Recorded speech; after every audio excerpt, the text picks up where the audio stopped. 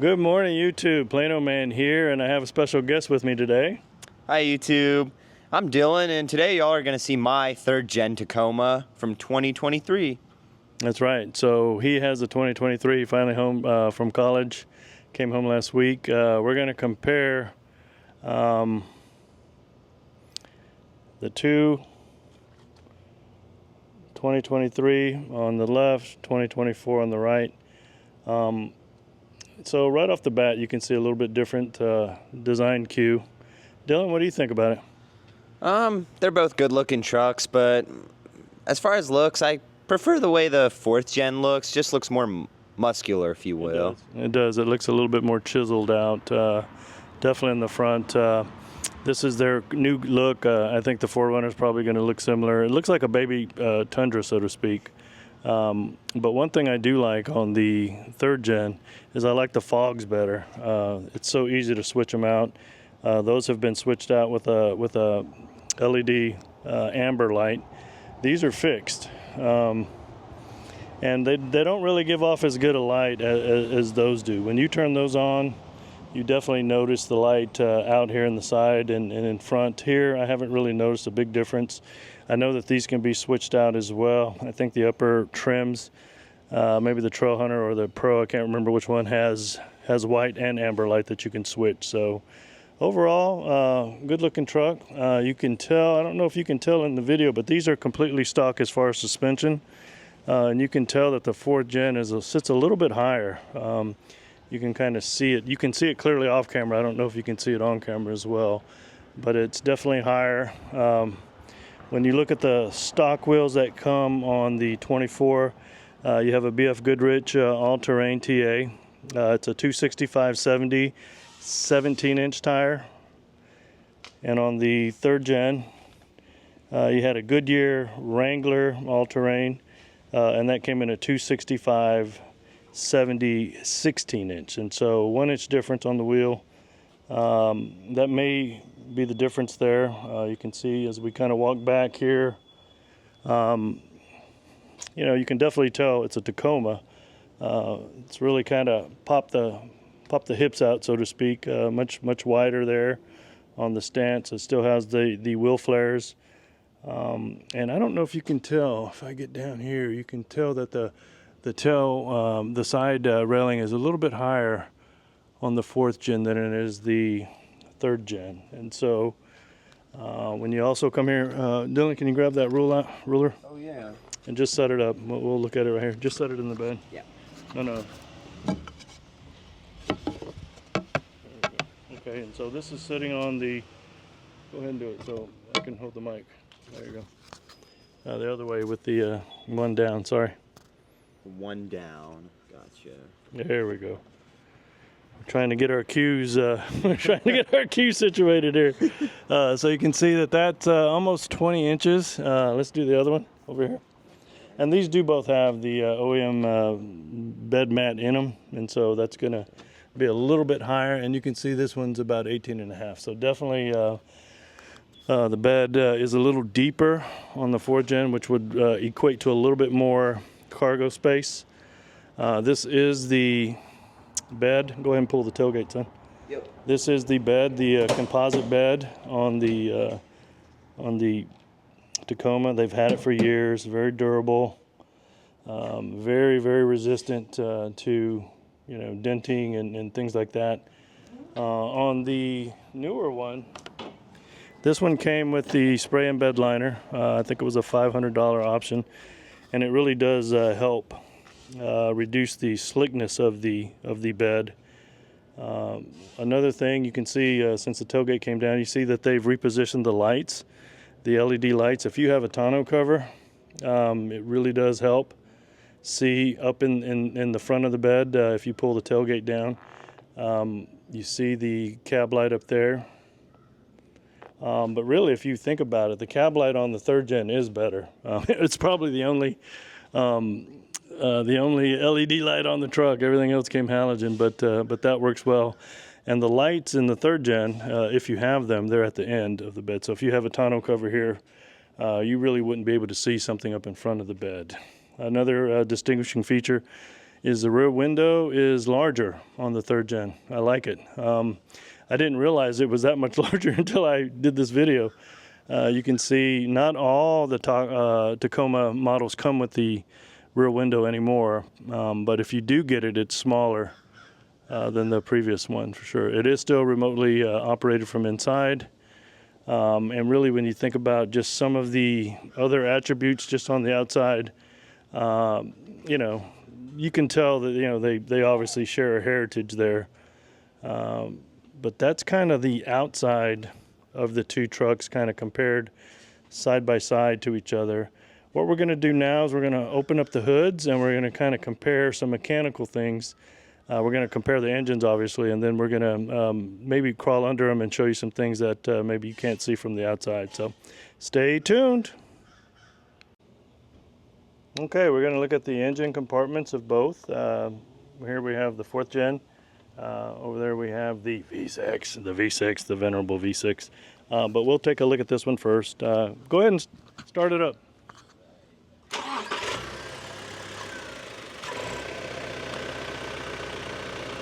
It cracks me up. It sounds like a diesel to me when it starts up. You can hear the fan. The fan is also electric now. It is not tied into the ignition or the running of the engine. The first time Tacoma's done that. So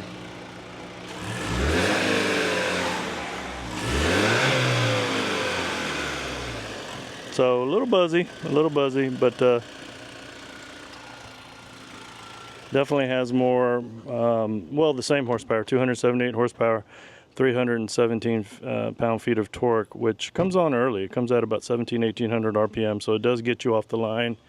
Dylan, what do you think? Dylan's driven this truck. He obviously has driven his old one. What do you think about the differences in the powertrains? Yeah, so the 4th gen, the newer one, it's definitely a lot smoother. Like that V6, it can be choppy. I know because I've driven one for almost 4 years. Right, exactly.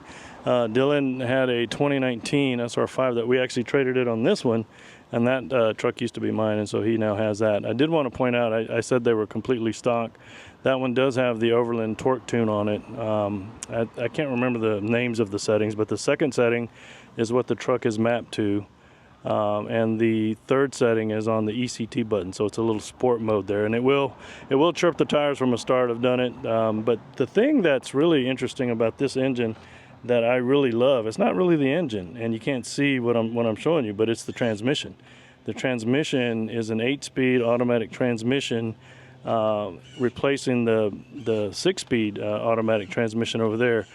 And it really used to gear hunt quite a bit. Dylan, you've driven the new one as well. What do you think about the transmission? Definitely a lot smoother. Like the old one, like I said, it was kind of sluggish, kind of weird. Yeah, off the start it was a little sluggish. Do you think the new one shifts smoother?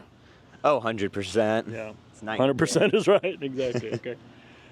So let's go ahead and hop into yours, and we'll get it started up. So this is the V6. It's famous, world famous. It can go 1,000,000 miles. You can put sand in the gas tank and it'll still run. Actually, I don't know if that's true or not. Don't try that at home. And you can see the mechanical fan. So when the engine is running, the fan is on, whereas the other one, they moved over to an electronic one. So.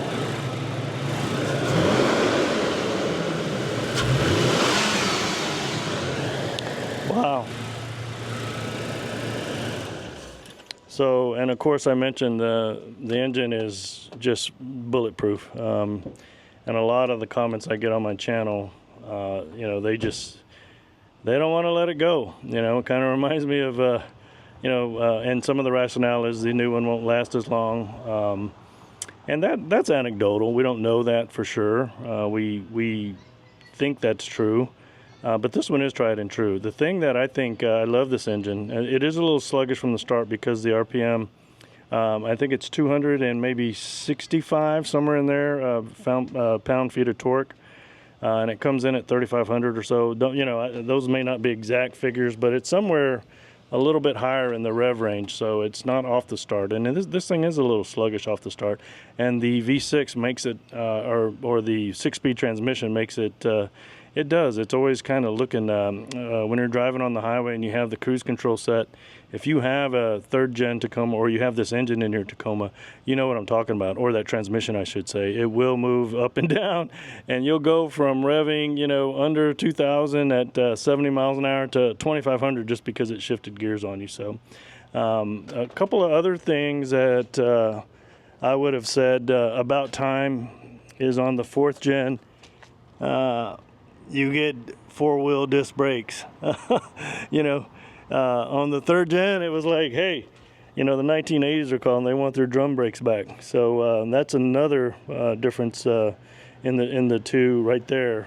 Another quick difference is, if I can get under here and show you guys, is you can see the coil spring there. No more leaf springs on the, I believe it's above the SR. I believe the SR5 has coil as well. But you can see it still has Bilstein shocks all the way around, just like the third gen does. These are a little hardier. These have a reservoir on each of them, so all four of them have a reservoir. And I believe the internal piston is almost 10 millimeters thicker. So maybe 35 to 36 millimeters to 45 or 46, somewhere in there. I could be off on that, but I know that it's a beefier stock. Or a beefier shock, I should say, that really helps smooth out the ride. And the coil spring really does do a better job than the old leaf spring, which you see right here. As we come in here, you can see the leaf springs right there. Kind of older technology, if you will. I think it handles better. I think it definitely drives better for the folks in the back. And for those of you that use payload, I recently saw a video on YouTube, and the guy, he really loaded down the back of his fourth gen Tacoma with 24 bales of hay at 82 pounds a pop. He way overloaded that thing, and it took it just like a champ. So while the numbers are, will tell you how much you could load in one of these, I think it's fair to say that Toyota's fairly conservative on those estimates, and so going a little bit over, I think you're going to be fine as long as you're not abusing the engine and doing it at high speeds consistently. I think you'll be fine. A couple times going over the loaded payload weighting for these trucks. So gonna crawl underneath and show you kind of a little bit about underneath. Oh, one thing I did want to mention, and I put it in a video before, is you can see the catalytic converter right there. It's kind of more tucked up into the engine, which I don't know about where you live, but I know here in Texas, I had a friend that lives in Austin. He had both his cats on his third gen stolen while he was in a movie theater, no less. And so I don't know if that's a problem where you're at, but that's something you have to take precaution against, especially if you're going to park your truck outside for extended periods of time, overnight, so on and so forth. So we're going to crawl underneath and show you what that looks like here in a second. Okay, so underneath the third gen here, I'm going to try and hold this. I'm using my iPhone now because it's a lot closer up than the other camera. So these are the so this way is the front of the truck. Obviously you can see the two front wheels, but these are the catalytic converters, and these are the shields that we've installed, one on each side, to protect the cats from being stolen. And that's pretty thick steel there, stainless steel no less, and so they're pretty protected.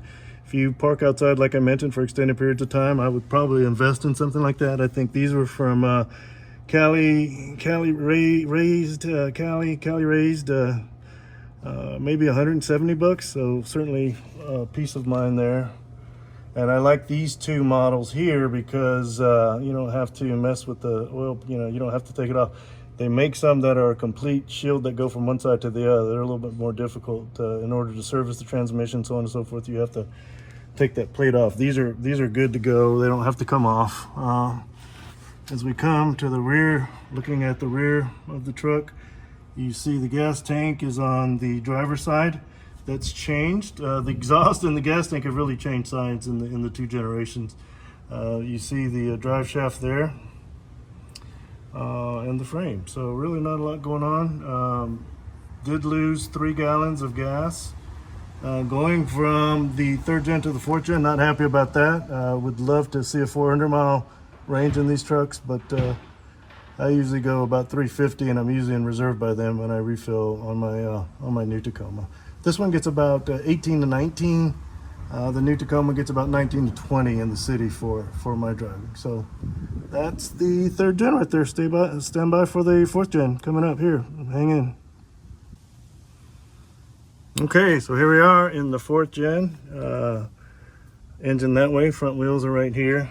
You can see it's quite roomy without the without the 2 catalytic converters come down. You can see what I mentioned. So the exhaust comes down on the passenger side, and then it does a switch over right here over to the driver's side, and you can see the gas tank is now on the passenger side. So these things have basically flipped in the 3rd gen versus the 4th gen.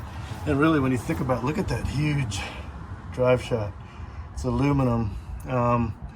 I was talking to an engineer, and he was telling me why it's so large in diameter. I think it's because it's so long, and of course it's aluminum, so it's not as strong as steel, so it has to be bigger to handle the torque that's twisting on that thing. I believe that's what he said, and if I'm wrong, I'm sure some of you guys will be quick to correct me, but the gas fill-in is still on the driver's side, but the gas tank is moved over. And again, not sure if aftermarket gas tanks are going to come out to give me my 3 gallons back, but I would love it. I would love to see something like that come out on the new Tacoma. So stand by, hang in there. We're going to now show you the back seat configurations and how they've simplified it in the 4th gen. So stay tuned. Here we are looking into the back seat, and I like to say the back seat passengers of a Tacoma don't get a lot of love. There's no air vents. You do have some USBs to charge up, but if you have routine passengers that are anything above little children, it's really probably not the best vehicle for you. I don't really have rear seat passengers very often anymore, except for my pup, which before you ask me, that's why that blue tape is on the doors. He likes to stand up here, and this is hard material. It is very scratch prone, so I tried to protect it with a little masking tape there, or painter's tape. But here you can see the new configuration. It's much simple, dead simple. You lift up the seat. I'm not sure how I feel about that snap lasting a long time, but that's how you hold the seat up if you want. But what you see here is you see the storage cubbies, and there's a lot more room than before. There's no covers, as you can see, and so you really have a lot more room. This is the exact same stuff I had stored in my 3rd gen, and and I could barely close the cover on it. So you have the little cleats for the tailgate tie downs. You have a little air compressor if I need some air in the tires, and then you have a little emergency battery jumper type thing there. Have a couple of different things as we go up on the other side. The back seat has storage as well. This one does not. This has the JBL subwoofer behind the seat, which takes up a lot of space, unfortunately. So you really have to decide whether you want that or you want the JBL subwoofer. But overall, much more simplified design. They've switched kind of the sides. This is the 40 side on the driver's side now. Correction, the 60 side, the 40 side is now on the passenger side. So we'll walk over here to the other side and see what the 3rd gen looks like. All right, so as we walk over to the 3rd gen, I don't know what to say. Whoever designed the back seat, whoever designed the back seat was a complicated person. Mm-hmm. What do you think, Dylan? It's unnecessarily complicated. You said it was. Unnecessarily complicated, that's right. So if you have a 3rd gen, you know what you have to do. Now, I will give some kudos for the rear seat storage here. Again, I talked about how the 60 side is on the driver's side, and the new model, this is the 3rd gen, which has it on the passengers. So there's actually some fairly good storage back there. You see Dylan has his net for the bed if he ever needs it. The seat goes all the way down, which I like, and it has this tough texture here on the back, which if you needed to store something there or you needed to put something there, you don't have to worry about your back seat getting all ripped up. The new one has kind of a felt type material, so it looks durable, but certainly not as durable as this hard plastic here. But you can see how you had to take the headrest out. There were little holes that you actually put it there to store it, and then you have to fold this thing down. It's really like three different movements you have to make. Dylan, go ahead and pull that seat back, and we'll look at the covers there. Go ahead and uncover that. Didn't want to do that. It's all right. There you go. And so he has the, like I mentioned, this has the cover on it, and it's just not as much room. Now, I do have to say, at least you get some storage space here. Thanks, Dylan. I do want to kind of come back over here and say, if you elect for the hybrid train, so you get the Trail Hunter, the TRD Pro, or you offer or you get a hybrid model in the TRD Sport or the TRD Off-Road, this is all going to be gone. The hybrid battery sits underneath the seats with the hybrid engine, and you get none of this storage space at all. So you're going to have to decide whether that extra power and that extra torque is worth it for you to lose some space. Because honestly, I don't think that Tacoma has a lot of space. I would love to have seen, like in the, I guess the Ridgeline, the Santa Cruz. I'm not sure if the Maverick has it or not, but they have a little cubby there that you can lift up and use as a cooler. I would love something like that in the Tacoma. Obviously, in this design, it can't happen because the rear tire is under there. So overall, definite improvement. Not so sure about the longevity of the strap. I'm interested to see how long it's going to take to start hearing complaints about that braking. But overall, just a much easier, simpler design, much more storage under the seats, and really like the improvement here from the standpoint of rear seat storage and ease of getting to it. So stay tuned as we wrap up here in a second. Okay, we're inside the third gen. We have it started up, and this is the third gen. And so when you think about, so this does have CarPlay, but it is wired. This is the one thing I like more about the third gen than I like is this little guy right here. You can turn the wireless charging on or off. I don't charge my phone that way. I think heating a battery from the back is not an efficient way to treat the battery. Number one, I think it shortens the life of your phone battery, and so I would just as soon be able to turn that off. And you'll see here when we get in the fourth gen, it's not possible. So these are the settings here. You have the automatic climate control. You have the four-wheel system here, which you can go to 4 high, and then you push in to go to 4 low, and then the start-stop button. You also have the ECT power button, which I think I mentioned earlier. This is now sports mode for this truck. We have mapped it to the Overland Torque Tune, and the third setting, which if Dylan hits this button here, it'll chirp the tires from the start, no question. I've done it before.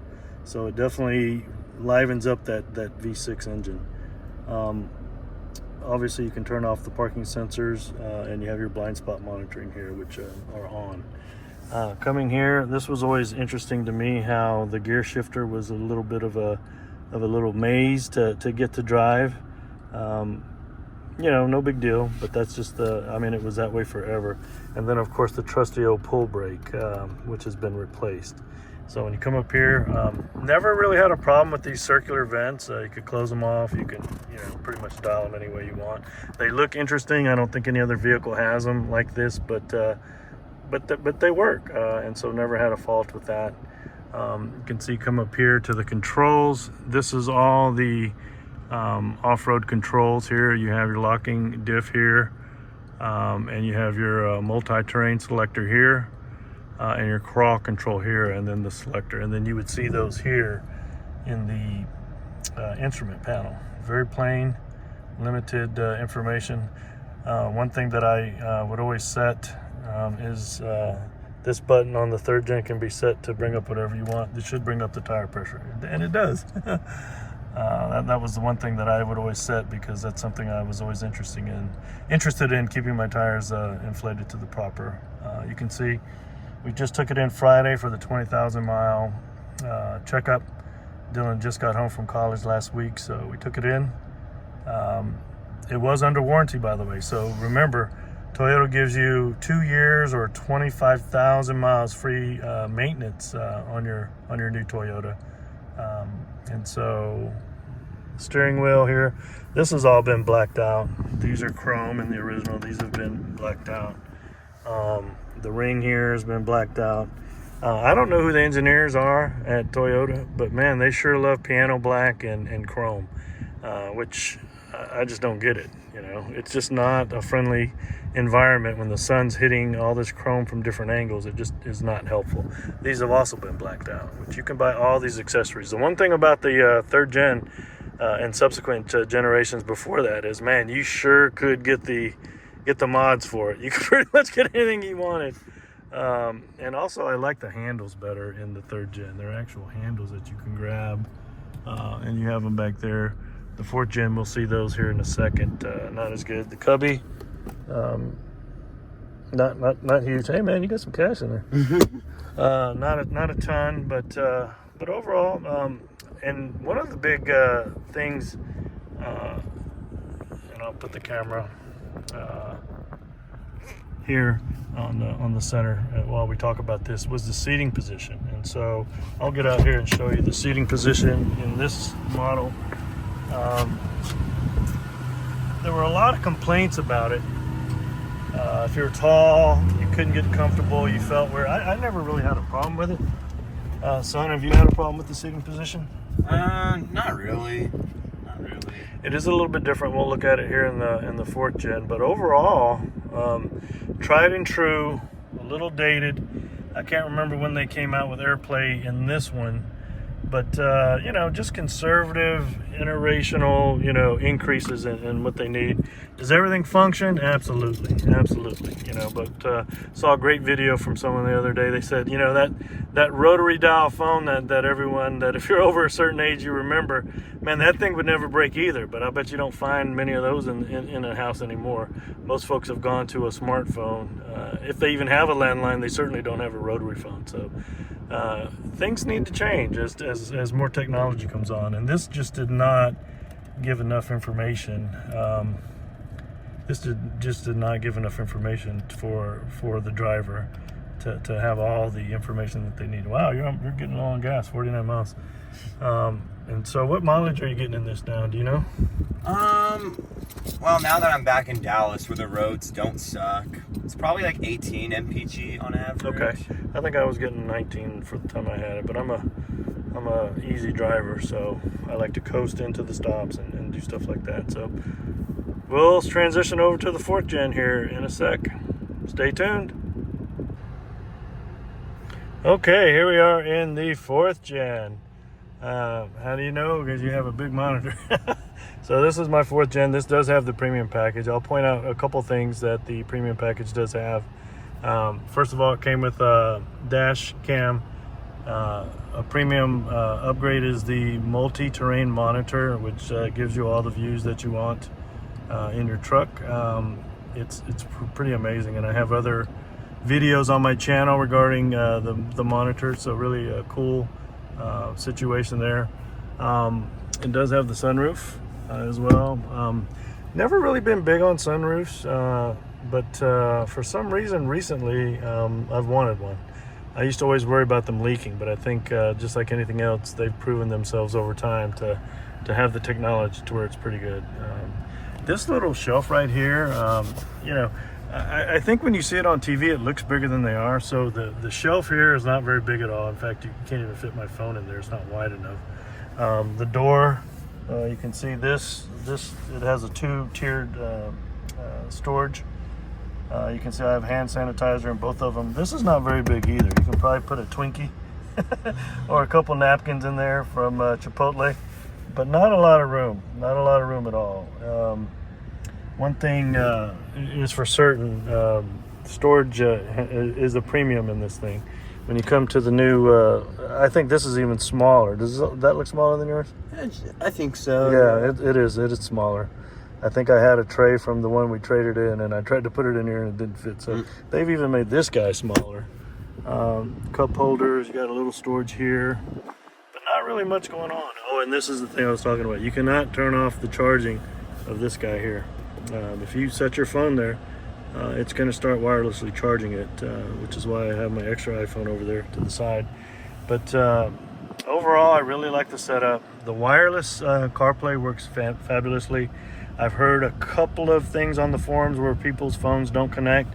I have a 15 Pro Max that I'm filming this on. It connects every time, no problem. You see the large buttons, and then you also have all the controls there as well.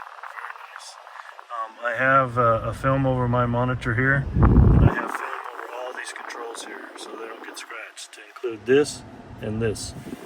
I also have it for the instrument panel. I haven't put it on yet. I've been waiting on a sunny day like today because you got to really get in tight to those corners with the squeegee. So overall, I think a better setup. So these are two things that I really like that any Tacoma trim is going to have. One is the hold button. The hold button holds you at a stoplight so you don't have to keep your foot on the brake. You have to have your seatbelt on and you have to have it in gear. You press that and you come to a stop and it's going to hold your car in place or your truck in place. The second thing is this is the emergency brake. It's now electronic. You can see that when you park, and if you're on any type of incline at all, it will automatically set the brake for you. It automatically releases the brake. So no more of the hand thing right here. It's a much better system. You don't even have to think about it. Obviously, a couple of the options here. I have the heated steering wheel. I have the ventilated seats and the heated seats and the ventilated seats. They work okay. They're kind of loud. They have fans in the seats that really kind of turn up the sound. We'll see if you can hear me. Do you feel it, son? Oh yeah. Yeah. Pretty cool. But I don't know if you guys can hear that background fan, but you hear it, right? Yeah. Sure do. So they definitely are not silent. Which here in Texas in a few weeks when we're 100 degrees we'll really enjoy that.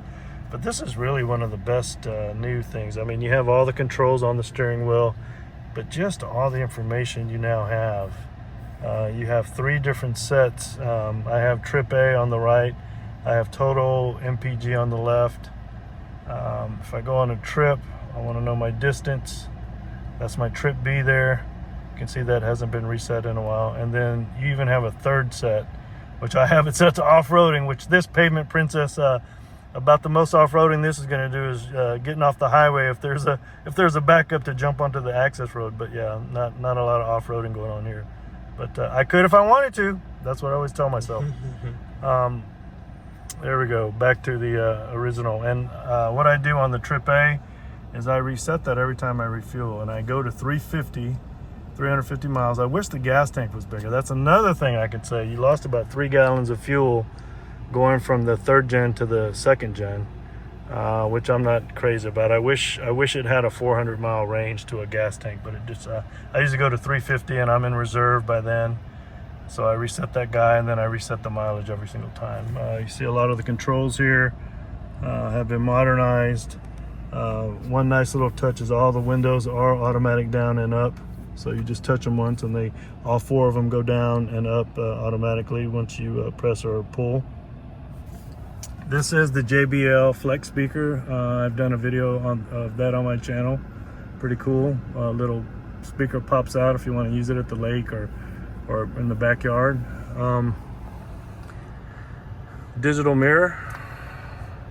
Uses one of those cameras in the back there. Takes a little getting used to. Your depth perception's a little off with it. It's nice to have. If you have something in the back seat blocking your view out the back window or anything like that, you can use this. Since it's on the outside of the truck, you won't see anything in your way. Pretty cool little feature to have. And of course it does have the home link there. Had a neighbor with a Cybertruck and had his remote control right up here on the dash. The Cybertruck costs $100,000 and does not come with a garage door opener. Pretty interesting. No controls up here. Look at that. So one of the things you get in the 4th gen off-road that you do not get in the 3rd gen is a sunglass holder. And I actually have some sunglasses in there. So have never seen that before in an off-road. We've had 3. But nice to see that, or we've had 2, excuse me. And you haven't seen this because the multi terrain selector and the crawl control are all up here. This is, of course, the rear window opener there. You see it is still remote. They've moved it up to the top. And then, of course, this controls the sunroof if you need that as well. So where have the multi-terrain and all that gone? It's gone right down here at your fingertips. This is drive mode. You can see it takes you into sport, normal, eco, and then you can tow or haul. This has the trailer brake as well. And then multi-terrain selectors here. You would press that. It's unavailable. I think you have to be in 4 low or to do that, and then the crawl control as well. So pretty nice to have those here. This is your selector. I don't know if you can see with the glare there. 2 high, 4 high, and 4 low. You literally just press this little guy in right here and move it over. Did you hear it engage? Sure did. Heard it engage to 4 high, and you can see the light there. So overall, just a lot of nice updates, I would say. You know, you got to keep up with the times. The Tacoma 3rd Gen is just getting long in the tooth as far as tech. For those of us that like technology, see a lot of other cars coming out with new stuff. Doesn't make it better, it just makes it easier. You know, when I back this puppy up, I mean, look at that. I have a 360 view of my truck. I have the lines, I have the, you know, it tells me where it's gonna go. I can put this thing on, you know, pretty much any angle I want because I have the multi-terrain monitor. It really just does help with convenience. And then, of course, the huge dials, even with gloves for you folks that live in the north. I do have to say the radio dial I love. This is press on and off for the radio. And a lot of times you have all that stuff here. You can see the volume control there. I usually end up using this because it's just easier. My hand's just right here, and it's easier just to work the dial there. But phone, your instrument panel controls, your voice control for the phone. Come over here to this side. You have the dynamic cruise control, which I've done a video on, which I love. You have lane keeping or lane warning, I guess. And then some other things. Now, having said that, this does have dynamic cruise control, but you can opt for regular cruise control if you don't want that. It does have both modes in there, and you can kind of do however you want. So overall, I think it's a great upgrade. Dylan, you've driven it. What do you think? It's a smooth ride. The 8-speed transmission makes all the difference. It really does. For those of you that own the 3rd Gen in the or the Tacoma, and you say that your 3rd Gen doesn't gear hunt, I'll give you a Texas saying, you know, bless your heart, you know, because you know that it gear hunts. This one does not. So we can debate the engine, whether it's going to last as long. I'm not a mechanic. I'm not an engineer. I don't know. But I can tell you that I would take a shorter engine life with this 4-speed turbo with the 8-speed transmission over a 1,000,000-mile engine with a 6-speed transmission that hunts all the time. That's just me, though. So hopefully you guys enjoy the video. Give it a thumbs up if you like the content. We'll be adding more content with the 2 trucks here going forward. Thank you for watching, and thank you for supporting the channel. This is Plano Man and Dylan from Plano, Texas, signing out. Thank you. All right, so as we wrap, comparing the 3rd Gen to the 4th Gen Tacoma. I did want to mention Celestial Silver. We love silver. That's our color. We've had 3 Tacomas. They've all been Celestial Silver. A lot of our cars have been silver. It's just a classic look to me.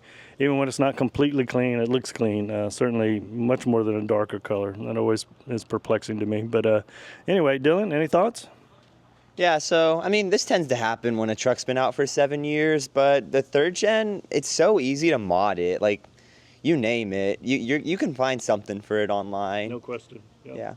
Yeah. You can see that one of the last mods, we were putting the little shackles on the front there. We replaced the little factory toe things and put the little grippers on there. So this one does have some tow hooks on it. In fact, I was thinking about pulling them off and painting them. They're kind of hard to see. Oh, I did want to also mention a lot of comments on the air dam that comes with the fourth gen that people go, oh, that's the first thing I'm going to take off. Well, the off-road does not come with that. So I guess they had enough sense not to put that on there to reduce the ground clearance so much that it's not useful. So anyway, overall, love the two trucks, whichever flavor you want. You may check out one of my videos on my channel where I was at Toyota of Plano the other day, and they only had one. Fourth gen, but they had several third gen. So if you're really hankering for that V6, you can still get one. In fact, this one only has 20,000 miles on it. We took it in for service last week. Make me an offer. Man, this thing's in good shape. Anyway, thanks for watching. I appreciate you. Give us a thumbs up, and we'll bring you more content. If you have any questions that you'd like to see compared on the trucks or anything on either the third or the fourth gen, put it in the comments. I'll be happy to make a video about it. So take care, everyone. We'll talk to you soon. Plano Man out.